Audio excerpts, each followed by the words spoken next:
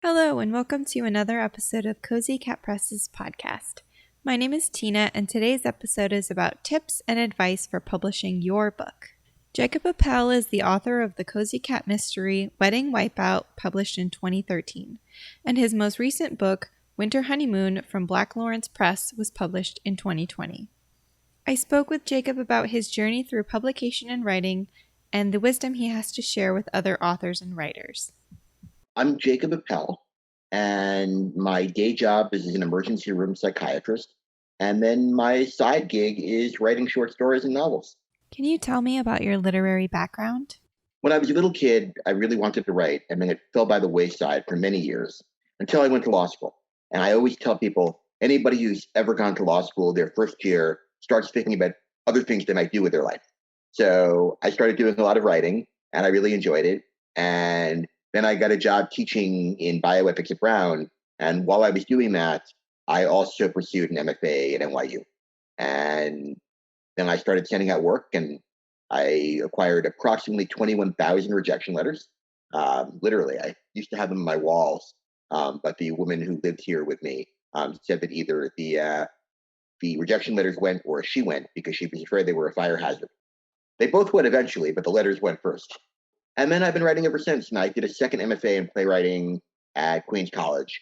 And I urge everyone out there to take as many writing courses as they can, because if you haven't figured out that school is more fun than work, you need to go back to school to learn that.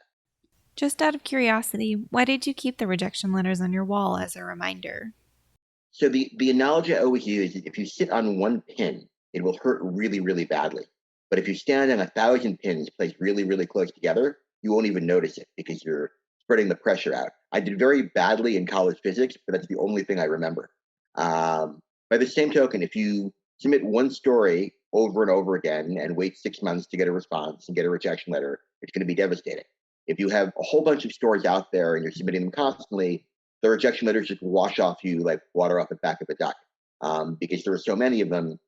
If you get lots of rejection letters and they keep reminding you to keep sending out work, I always tell people that I have had stories rejected 75, 100 times and then accepted, even in several cases by the same journal that previously rejected them.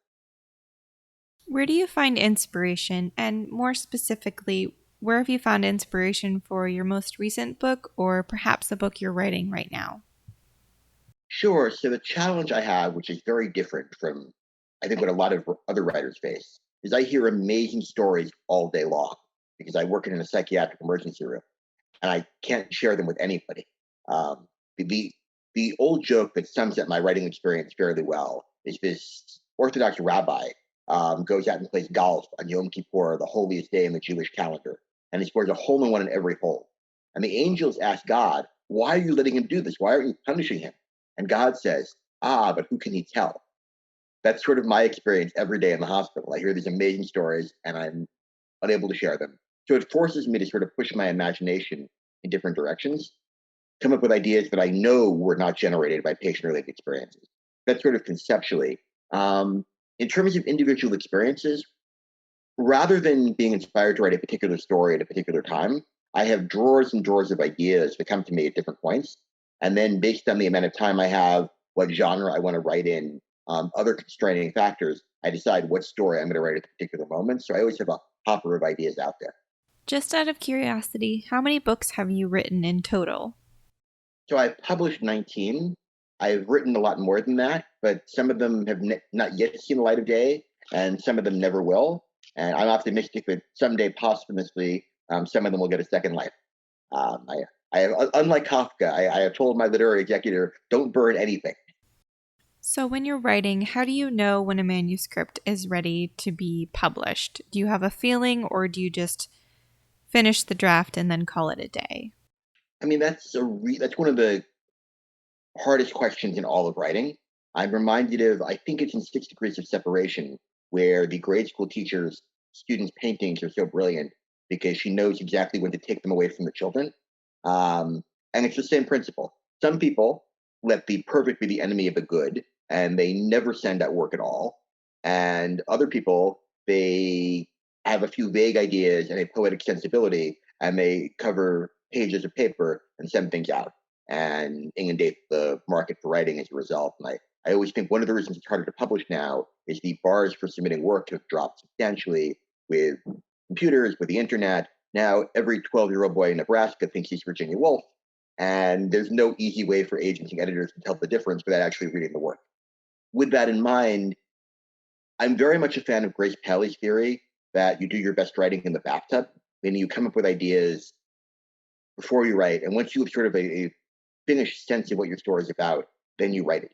And one of the advantages of that, and I also do my editing as I go along, is when you finish the story, maybe you do some line editing, but either it's worked or it hasn't. And if it hasn't worked, you don't send it out. And if it has worked, you do send it out. It is a very American notion that any story can be revised to the point of success.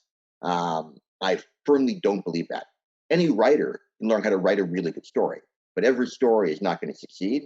And part of the talent of becoming an established writer, a successful writer, is knowing which stories aren't working and being willing to step away from them or put them in a drawer and maybe come back to them and cannibalize pieces of them later on.